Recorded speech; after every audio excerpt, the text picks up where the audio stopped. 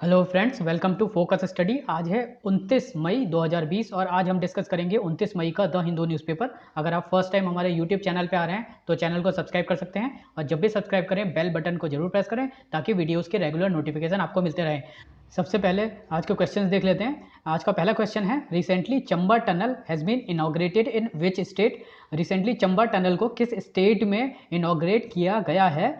ए Himachal Pradesh, B Uttarakhand, C Sikkim और D Jammu and Kashmir. तो ये जो चंबा टनल है ये चारधाम प्रोजेक्ट के अंतर्गत उत्तराखंड में इनॉग्रेट की गई है रोड ट्रांसपोर्ट मिनिस्टर के द्वारा। तो चंबा टनल में इस क्वेश्चन का आंसर हो गया बी उत्तराखंड। सेकंड क्वेश्चन है, बेव क्यू जो एक ऐप है, क्यू मैनेजमेंट ऐप है, ये रिसेंटली किस स्टेट गवर्नमेंट के द्वारा लॉन्च किया गया? महाराष्ट्र, पंजाब, केरला और दिल्ली। तो BevQ management app recently launch किया गया है केरला के द्वारा। तो करेक्ट आंसर हो गया सी केरला। तो स्टार्ट करते हैं आज की पहली न्यूज़ से। आज की फर्स्ट न्यूज़ है, working with China to resolve LAC issue peacefully. ये एमईए ने बोला है। एमईए की तरफ से ये जो अनाउंसमेंट है वो किया गया है कि चाइना के साथ इंडिया पीसफुल्ली एलएसी के स्टैंड ऑफ को, एलएसी के फेस ऑफ को रिजॉल्व करने की कोशिश कर रहा है और दोनों कंट्रीज़ के बीच पीसफुल्ली निगोशिएशंस चल रहे हैं। यूएसए के प्रेसिडेंट ने जो कल के दिन एक तरह से एक अपना मीडिएशन करने का ऑफ़र दिया था, उस ऑफ़र के रिस्पांस में इंडिया की तरफ से ये जो अनाउंसमेंट है वो किया गया है। इंडियन एंड चाइनीज़ साइड आपस में इंगेज कर रही हैं और ये जो इंगेजमेंट है ये वेल इस्टेब्लिश्ड जो डिप्लोमेटिक और मिलिट्री चैनल्स हैं उनके द्वारा किए जा रहे हैं to resolve face off condition. India और चाइना के बीच जो अभी फेस ऑफ चल रहा है इसमें 4 रीजन्स का नाम हमेशा आता है, बार बार 4 लोकेशंस का नाम आ रहे हैं। ये 4 लोकेशन है, पहला है पेगोंग सो लेक, दूसरा है गालवान रिवर वैली, तीसरा है डेनचौक। ये तीनों जो रीजन हैं, जो लोकेशंस हैं, ये लद्दाख में स्थित हैं। जो लद्दाख इंडिया का पार्ट है और तिब्बत चाइना का पार्ट है, उसके बीच की बाउंड्री लाइन में ये तीनों रीजन लाई करते हैं। इसके अलावा जो चौथा रीजन है नाकुला पास, जो कि सिक्किम में है। जो पहले 3 रीजन है वो वेस्टर्न सेक्टर का पार्ट है और नाकुला पास ईस्टर्न सेक्टर का पार्ट है। जब भी हम इंडिया और चाइना के बीच के बॉर्डर्स करेंगे तो ये 3 सेक्टर में डिवाइड किए गए हैं। जो 3 सेक्टर हैं उनमें से पहला सेक्टर है वेस्टर्न सेक्टर, दूसरा सेक्टर है सेंट्रल सेक्टर और तीसरा सेक्टर है ईस्टर्न सेक्टर।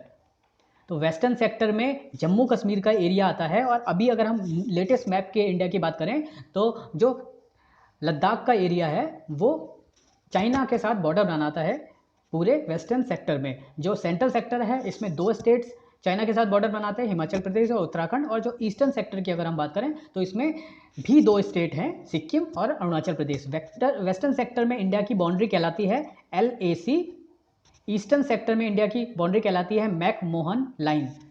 तो ये जो इंडिया और चाइना के बीच के बॉर्डर्स के एरिया हैं इनके बारे में क्लैरिटी होनी चाहिए जब भी कोई क्वेश्चन आए। तो ये जो बेसिक इन्फॉर्मेशन है ये तो याद होनी ही चाहिए। इसके अलावा अभी की जो रिसेंट लोकेशन है वो हमने 4 लोकेशन देखी, पेगोंग सो लेक, डेनचौक और गालवान रिवर वैली और सिक्किम में नाकुला पास। इसमें यहाँ पर इम्पॉर्टेंट कुछ एग्रीमेंट्स के बारे में बताया गया है कि 2013 तक इंडिया और चाइना के बीच करीब 5 एग्रीमेंट साइन किए गए हैं 1993 से 2013 तक, यानी कि करीब 20 सालों के टाइम में 20 ईयर्स में 5 मेन एग्रीमेंट्स इंडिया और चाइना के बीच साइन किए गए हैं जो इंडिया और चाइना के बीच जितने भी बॉर्डर डिस्प्यूट हैं उनको सुलझाने के लिए मैकेनिज़्म बताते हैं। इनमें जो मेन एग्रीमेंट है 1993 में साइन किया गया था, जो इस्टेब्लिश किया गया था for maintaining peace and tranquility on border areas. इसके अलावा कॉन्फिडेंस मेजर्स किए गए टाइम टू टाइम उसके बाद, और फिर defence agreement related to border areas किए गए। तो ये जो टोटल नंबर ऑफ एग्रीमेंट जो है वो 5 है। जो बॉर्डर एरियाज़ में अगर कोई टेंशन क्रिएट होती है तो किस तरह से दोनों कंट्रीज़ को ये जो टेंशन है, ये जो फेस ऑफ है, इसकी कंडीशन को सुलझाना है लोकल लेवल पे, डिप्लोमेटिक लेवल पे या फिर आर्मी के लेवल पे। तो ये सारी चीज़ें इन्हीं प्रोटोकॉल्स, इन्हीं एग्रीमेंट्स में दी गई जो 1993 से 2003 के बीच साइन की गई थी। तो अभी यहाँ पर इन दोनों कंट्रीज़ के बीच जो पीसफुली बायलैटरली इशू को सुलझाने की कोशिश की जा रही है। इसके अलावा इंडिया के बॉर्डर पे जो इंफ्रास्ट्रक्चर के प्रोजेक्ट चल रहे हैं वो अपने जगह पर चल रहे हैं, उनमें कोई रोक टोक अभी तक रुकावट नहीं हुई है या इंडिया की तरफ से उस काम को रोका नहीं गया है। Infrastructure work in border areas to continue, ऐसा डिफेंस मिनिस्ट्री ने भी बोला है, और जितने भी जो इंफ्रास्ट्रक्चर प्रोजेक्ट चल रहे हैं इंडिया के बॉर्डर पे वो कंटिन्यू किए जा रहे हैं। Centre reviews situation in 13 region hit hard by virus. India में जो वायरस का सबसे ज़्यादा बर्डन है वो 13 रीजन में देखने को मिला है। पूरी कंट्री में 13 ऐसे रीजन आइडेंटिफाई किए गए हैं सेंट्रल गवर्नमेंट के द्वारा जिनमें सबसे ज़्यादा लोड है वायरस का। और ये जो रीज़न है ये ज़्यादातर अर्बन रीजन्स हैं, जिनमें मेन रीज़न है मुंबई, चेन्नई, दिल्ली, अहमदाबाद, थाने, पुणे, हैदराबाद, कोलकाता और जयपुर, जोधपुर। ये सारे रीजन सबसे ज़्यादा बर्डन लिए हुए हैं कोविड-19 केसेस का। इंडिया में अगर हम कल की बात करें तो इंडिया में फिर से एक रिकॉर्ड इंक्रीज़ हुआ है नए कोविड-19 के केसेस का, और ये एक दिन के केसेस हैं 7,227, 7,227 फ्रेश केसेस सामने आए हैं। और इसके साथ ही इंडिया में टोटल नंबर ऑफ जो केसेस हैं उनकी टैली हो गई है 1,65,242। टोटल वायरस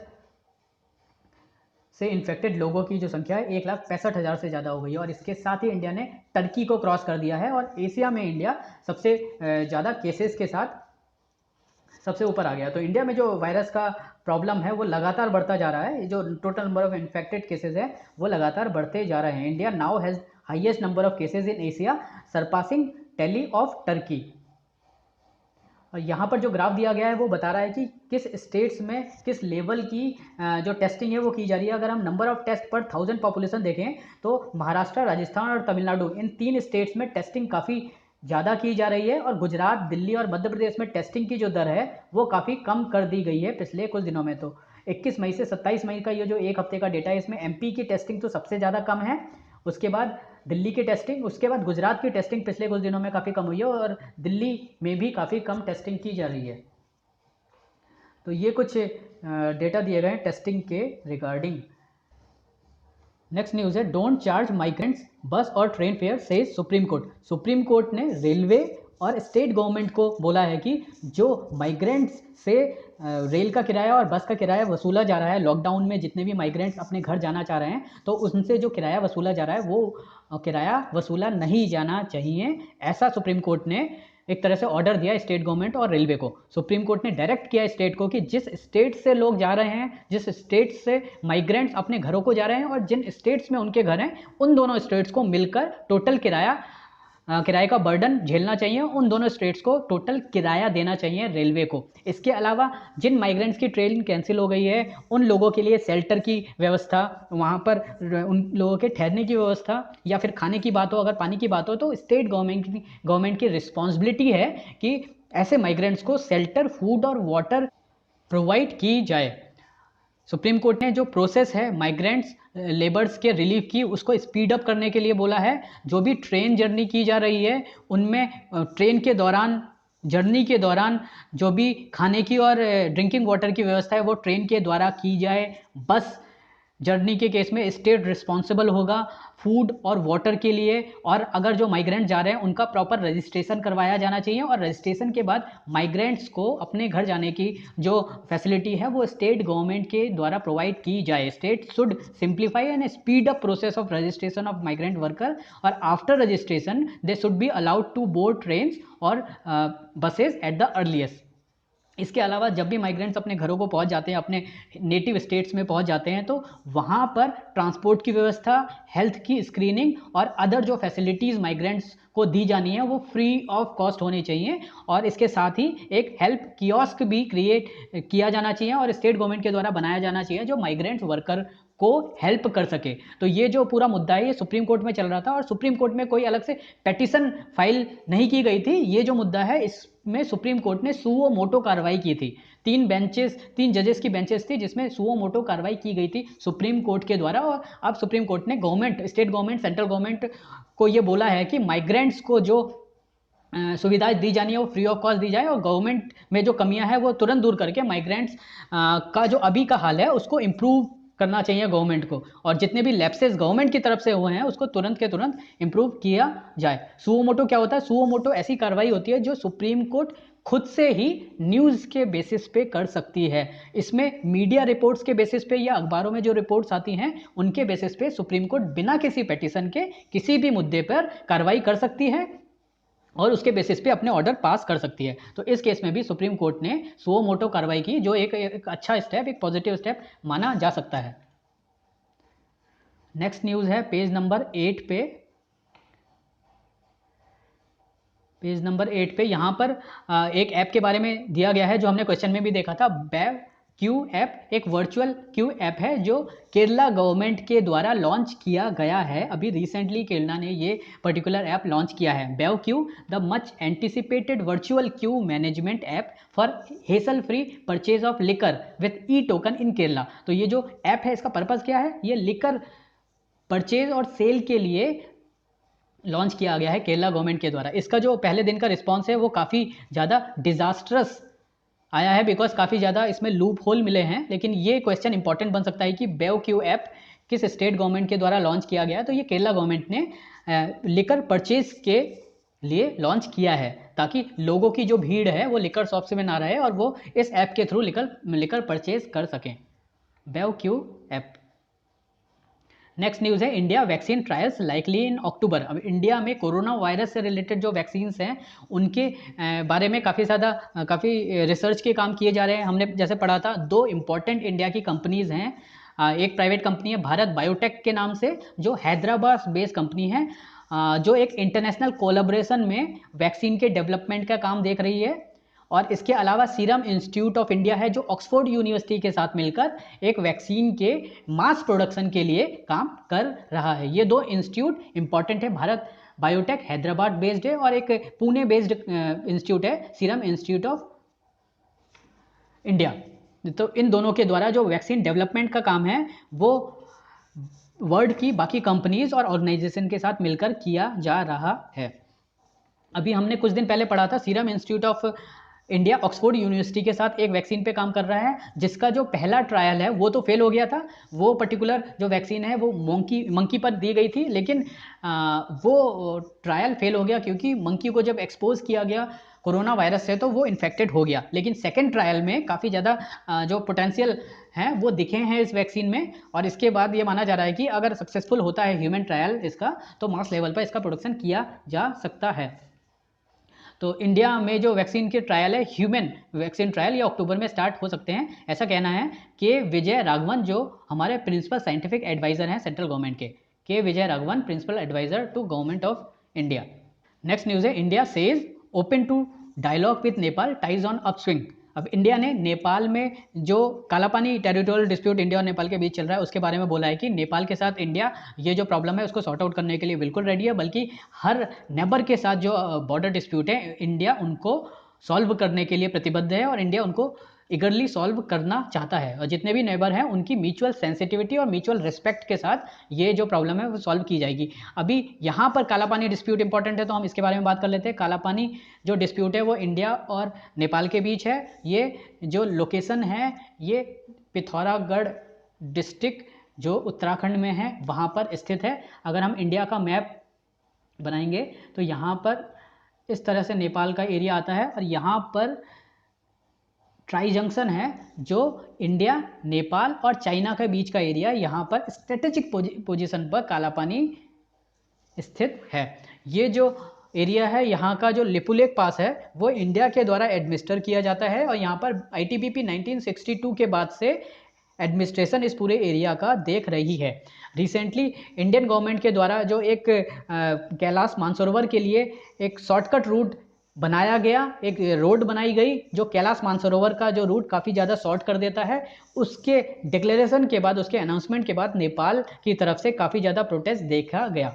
इंडिया और नेपाल के बीच कालापानी टेरिटोरियल डिस्प्यूट का जो पास्ट है वो है सगौली ट्रीटी। अब सगौली ट्रीटी साइन की गई थी, सगौली ट्रीटी साइन की गई थी 1816 में ब्रिटिश इंडिया और किंगडम ऑफ नेपाल के बीच, और इस ट्रीटी के अकॉर्डिंग इंडिया और नेपाल के बीच काली रिवर है वो इंडिया और नेपाल के बीच की बाउंड्री बनाती है। यहाँ पर काली रिवर फ्लो करती है जो इंडिया और नेपाल के बीच बाउंड्री बनाती है। अब इस रिवर के ईस्टर्न साइड का एरिया नेपाल का है और वेस्टर्न साइड का एरिया इंडिया का है इस ट्रीटी के अकॉर्डिंग।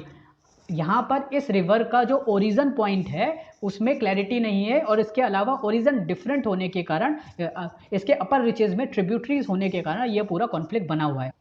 अगर काली रिवर का ओरिजिन हम देखें तो जो हिमालयन माउंटेन्स हैं उनसे काली रिवर मेनली 2 ट्रिब्यूटरीज के फॉर्म में ओरिजिन काली रिवर का होता है। अगर ये 2 ओरिजिन हैं, इस तरह से काली रिवर ओरिजिन लेती है और इंडिया और नेपाल के बॉर्डर के बीच फ्लो करती है। तो यहाँ पर नेपाल के अकॉर्डिंग जो वेस्टर्न साइड की ट्रिब्यूटरी है, यानी कि ये वाली ट्रिब्यूटरी, इसको बॉर्डर माना जाता है और अगर इसको मेन काली रिवर माना जाता है। और अगर ये वाली जो रिवर है ये मेन काली रिवर हो गई तो इसके ईस्ट का सारा पार्ट नेपाल का हो गया। लेकिन इंडिया के अकॉर्डिंग ये वाली रिवर है, जो ये मेन रिवर है, इसके मेन रिवर हो जाने के कारण इस रिवर के वेस्ट का सारा पार्ट इंडिया का हो गया। तो ये जो इस दोनों रिवर के बीच का पार्ट है, ये वाला पार्ट, ये मेन डिस्प्यूट में बना हुआ है और इसी में काला पानी रीजन स्थित है। और जो एक सबसे बड़ा स्ट्रेटेजिक पास है यहाँ पर, लिपुलेख पास, वो स्थित है। तो ये जो यहाँ पर पास है, इससे रोड जा रही है कैलाश मानसरोवर के लिए, जो अभी रिसेंटली डिफेंस मिनिस्टर ने इनॉग्रेट की। और ये बहुत ही स्ट्रेटेजिक लोकेशन है बिकॉज ये ट्राई जंक्शन है और यहाँ पर से अगर इंडिया मॉनिटर करना चाहे चाइनीज ट्रूप्स का तो बहुत ही अच्छे तरीके से एक एडवांटेज की लोकेशन के साथ मॉनिटर कर सकती है, इसलिए ये काफ़ी ज़्यादा स्ट्रेटेजिक लोकेशन है। अब नेक्स्ट न्यूज़ है drones deployed for controlling locust. Rajasthan government को सिविल एविएशन मिनिस्ट्री ने ड्रोन्स का यूज़ करने की परमिशन दी है, अप्रूवल दिया है फॉर कंट्रोलिंग लोकस्ट, यानी एंटी लोकस्ट ऑपरेशन के लिए अब ड्रोन यूज़ किए जा रहे हैं राजस्थान गवर्नमेंट के द्वारा। और ये जो परमिशन है ये केवल लिमिटेड परमिशन है, कंडीशन बेसिस पे ये परमिशन ली गई है सिविल एविएशन मिनिस्ट्री से। तो पहला इसमें इंपॉर्टेंट बात है, इसमें इंपॉर्टेंट पॉइंट है कि जो भी ड्रोन यूज़ करने की परमिशन होती है वो सिविल एविएशन मिनिस्ट्री देती है। और इसके तहत जो भी एरियल सर्वेलेंस गवर्नमेंट के द्वारा किए जाने हैं, एरियल फोटोग्राफी की जानी है, पब्लिक अनाउंसमेंट किए जाने हैं और एरियल स्प्रे ऑफ एंटीसेक्ट किए जाने हैं, ये काम ही किए जा सकते हैं।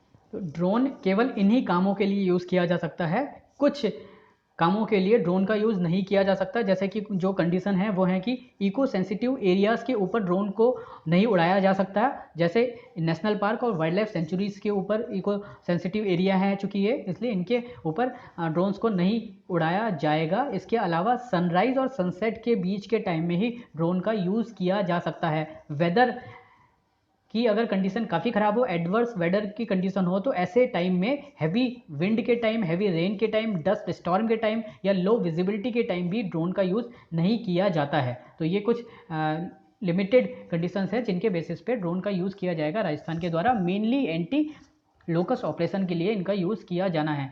अब लोकस्ट क्या होते हैं? लोकस्ट एक स्पीसीज़ है ग्रास होपर के, जो वेस्टर्न साइड से पाकिस्तान के सिंध प्रोविंस से इंडिया में जिन्होंने एंटर किया और राजस्थान के काफ़ी एरियाज़ में फसलों को बर्बाद किया है। लोकस्ट का जो एक्चुअल ओरिजिन हुआ था वो अफ्रीकन कॉन्टिनेंट से है और वो एक लंबी डिस्टेंस ट्रेवल करके सऊदी अरेबिया होते हुए और पाकिस्तान को क्रॉस करते हुए इंडिया में एंटर किए हैं। और इस बार IMD के अकॉर्डिंग ये बोला गया है कि लोकस्ट की प्रॉब्लम काफ़ी ज़्यादा हाई लेवल पे रहने वाली है।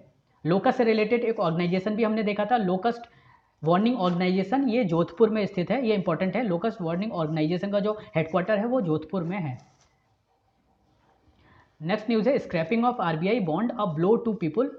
ऐसा कहा है पूर्व जो वित्त मंत्री थे P चिदम्बरम, उन्होंने। तो RBI बॉन्ड यहाँ पर हमारे लिए इंपॉर्टेंट है। RBI बॉन्ड क्या है? RBI बॉन्ड एक सेविंग बॉन्ड हैं जो 2003 में गवर्नमेंट ऑफ इंडिया के द्वारा इशू किए गए थे। 2003 में ये स्टार्ट हुए थे। ये रिस्क फ्री सेविंग इंस्ट्रूमेंट के तौर पर स्टार्ट किए गए थे।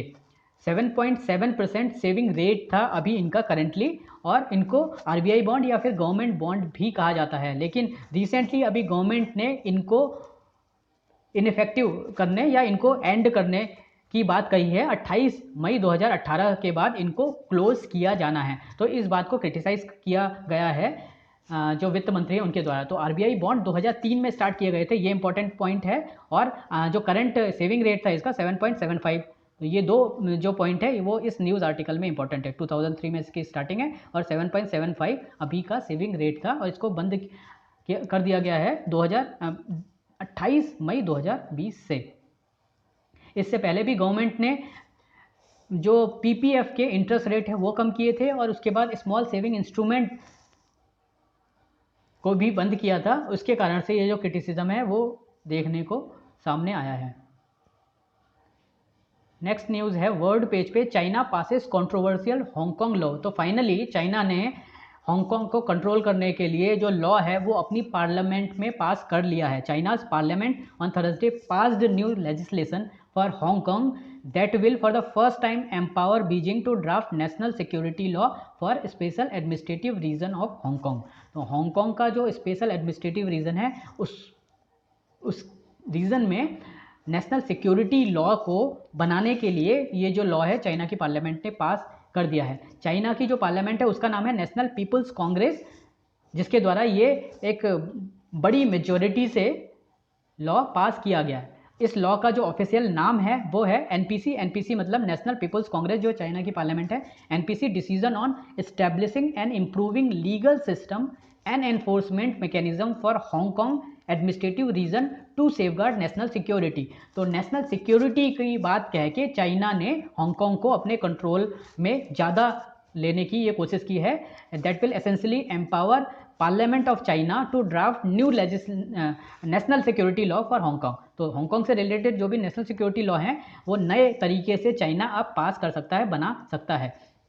तो जब भी हम हांगकांग की बात करते हैं तो इसका कुछ बेसिस हैं वो बिल्कुल ही क्लियर होने चाहिए। 1997 तक हांगकांग पे राज किया था ब्रिटेन ने, और 1997 में ब्रिटेन ने ये चाइना को हैंडओवर कर दिया था on the basis of one country two system. उसके अकॉर्डिंग हांगकांग को कुछ बेसिक मिनिमम ऑटोनॉमी दी गई थी, और एक पर्टिकुलर लॉ है जिसको बेसिक लॉ बोला जाता है। हांगकांग को बेसिक लॉ के बेसिस पे ही 1997 के बाद गवर्न किया जा रहा था। Basic law which gives special administrative region of Hong Kong executive legislative and independent judicial power. ये जो बेसिक लॉ है हांगकांग का, ये एग्जीक्यूटिव फ्रीडम देता था हांगकांग को, लेजिस्लेटिव फ्रीडम देता था और जुडिशियल फ्रीडम भी देता था। और जो अल्टीमेट पावर ऑफ एडजुडिकेशन है, फाइनल एडजुडिकेशन पावर है, वो हांगकांग के पास ही रहती थी। केवल और केवल दो मैटर्स में ये चाइना के पास पूरी पावर थी। वो कौन से मैटर थे? एक तो फॉरेन अफेयर्स के मैटर और दूसरा डिफेंस का मैटर। तो फॉरेन अफेयर्स और डिफेंस के छोड़ के ये जो हांगकांग रीजन है वो चाइना से पूरी तरीके से इंडिपेंडेंट था। लेकिन अब इस लॉ के पास होने के बाद काफ़ी हद तक चाइना के हाथ में हांगकांग की पावर आ गई है। इसी कारण से जो हांगकांग में डेमोक्रेटिक लोग हैं, डेमोक्रेटिक ऑर्गेनाइजेशन है या पार्टीज़ हैं, उनका काफ़ी समय से जो प्रोटेस्ट है वो देखा जा रहा है। इसके अलावा यूएस के हाउस ने भी चाइना के खिलाफ एक बिल पास कर दिया है। और ये बिल कौन सा है? ये बिल है Uyghur rights bill. Uyghurs Muslim community है जो चाइना के जिनजियांग प्रोविंस में रहती है, और चाइना के द्वारा इन मुस्लिम माइनॉरिटी कम्युनिटी पे बहुत ज़्यादा एक्सप्लॉइटेशन किया गया है, बहुत ज़्यादा अत्याचार किए गए हैं। तो इस बिल ने डोनाल्ड ट्रंप को ये पावर दे दी है कि वो चाइना पे सैंक्शन लगा सके basis on this particular law. तो चाइना के अगेंस्ट जो ये लॉ पास किया गया ह्यूगर राइट्स बिल, ये बेसिकली सैंक्शंस लगाने के लिए है। Calling for sanctions on Chinese officials जो भी रिस्पॉन्सिबल है for operation of Uyghur Muslims, sending the bill for white house. और अगर डोनाल्ड ट्रंप जो यूएसए के प्रेसिडेंट हैं उन्होंने इस बिल को रेटिफाई कर दिया, साइन कर दिया इस पर, तो ये इफेक्टिव हो जाएगा। This bill calls for sanction against those responsible for repression of Uyghur Muslims and other Muslim group in China's Xinjiang province where United Nation estimated that more than 1 million Muslim have been detain in camp. तो United Nation का ऐसा मानना है कि 1 million से ज़्यादा यानी कि 10 लाख से ज़्यादा मुस्लिम लोगों को चाइना ने कैंप में रखा है। तो एक बड़े लेवल पे ह्यूमन राइट का वायलेशन किया जा रहा है चाइना के द्वारा। तो ये बिल पास हो जाता है तो यूएसए उन चाइनीज़ रिस्पॉन्सिबल ऑफिसर्स पे कार्रवाई अपने एंड से कर सकता है। तो ये दो बड़े बिल साइन हुए हैं। एक तो चाइना ने हांगकांग को कंट्रोल करने का बिल साइन किया है और यूएस पार्लियामेंट ने यूगर राइट्स बिल साइन कर दिया है। बिजनेस पेज पे न्यूज़ है Sensex surges on short covering. तो यहाँ पर सेंसेक्स के बारे में हम देख लेते हैं। सेंसेक्स बीएसई का बेंचमार्क है। इंडिया में काफ़ी सारे स्टॉक एक्सचेंज है। स्टॉक एक्सचेंज क्या होता है? स्टॉक एक्सचेंज वो प्लेस है, वो लोकेशन है जहाँ पर बायर्स और सेलर्स अपने जो शेयर हैं उनको बाय और सेल कर सकते हैं। तो स्टॉक एक्सचेंज इंडिया में 20 से ज़्यादा हैं, और जो मेन और प्रोमिनेंट स्टॉक एक्सचेंज हैं वो दो हैं। पहला है बीएसई बॉम्बे स्टॉक एक्सचेंज, और दूसरा है एनएसई यानी national stock exchange. Bombay stock exchange Asia का ओल्डेस्ट स्टॉक एक्सचेंज है, और नेशनल स्टॉक एक्सचेंज इंडिया का पहला डीमेटेरियलाइज्ड स्टॉक एक्सचेंज है। बॉम्बे स्टॉक एक्सचेंज का जो बेंचमार्क है वो है सेंसेक्स। ये 30 शेयर्स का जो बॉम्बे स्टॉक एक्सचेंज में लिस्टेड कंपनीज हैं उनमें से 30 सबसे बड़ी कंपनीज का एक बेंचमार्क प्राइस बताता है। इसी तरह से एनएसई का जो बेंचमार्क है उसे बोलते हैं निफ्टी 50। तो दो बेंचमार्क हो गए जिनकी बात नॉर्मली की जाती है जब भी शेयर बाजार ऊपर और नीचे जाता है। तो वहाँ पर पहली बात होती है सेंसेक्स की जो 30 शेयर का बीएसई का एक बेंचमार्क है। दूसरा है निफ्टी जो नेशनल NIFTY जो नेशनल स्टॉक एक्सचेंज यानी NSE का निफ्टी 50, निफ्टी की 50 सबसे बड़ी कंपनीज का एक बेंचमार्क ट्रेंड बताता है। तो सेंसेक्स 30 शेयर्स का बेंचमार्क है और निफ्टी 50 शेयर्स का बेंचमार्क है। नेक्स्ट न्यूज़ है एफडीआई के बारे में। FDI rises 13% to 50 billion, highest flow into services. 2019-20 का जो एफडीआई डेटा है उसमें इंडिया का जो एफडीआई है 13% इंक्रीज हुआ है। करीब $50 बिलियन का एफडीआई इंडिया को रिसीव हुआ है। FDI in India grew by 13% to a record 49.97 billion for financial year 2019 and 20। 2018-19 में जो टोटल एफडीआई था वो 44 बिलियन के करीब था और 2019-20 में ये जो डेटा है ये 50 बिलियन तक पहुंच गया है। अगर हम सेक्टर्स की बात करें तो सबसे ज़्यादा एफडीआई फ्लो 2019-20 में सर्विस सेक्टर को हुआ है। सर्विस सेक्टर को करीब $7.85 बिलियन का एफडीआई रिसीव हुआ है। सर्विस सेक्टर नंबर 1 पे है, सेकंड नंबर पे है कंप्यूटर सॉफ्टवेयर एंड हार्डवेयर, तीसरे नंबर पे है टेली कम्युनिकेशन। तो ये टॉप के 3 सेक्टर हैं जो 2019-20 में जिन्होंने एफडीआई को अट्रैक्ट किया। पहला नंबर पर सर्विस सेक्टर, दूसरा कंप्यूटर सॉफ्टवेयर एंड हार्डवेयर और तीसरे नंबर पर टेली कम्युनिकेशन। और वो कौन सी कंट्री है जिससे सबसे ज़्यादा एफडीआई इंडिया में आया है? वो कंट्री है सिंगापुर। तो Singapore emerged as the largest source of FDI in India during the last fiscal year with 14.67 billion investment. तो सिंगापुर से इंडिया को 2019-20 में सबसे ज़्यादा एफडीआई मिला है। सेकेंड नंबर पे है मॉरिशस, सेकेंड नंबर पर ये आता है मॉरिशस। तीसरे नंबर पे है नीदरलैंड। तो टॉप की 3 कंट्रीज जिनसे एफडीआई इंडिया में आया है, तो पहले नंबर पे है सिंगापुर, दूसरे नंबर पे है मॉरिशस और तीसरे नंबर पे है नीदरलैंड।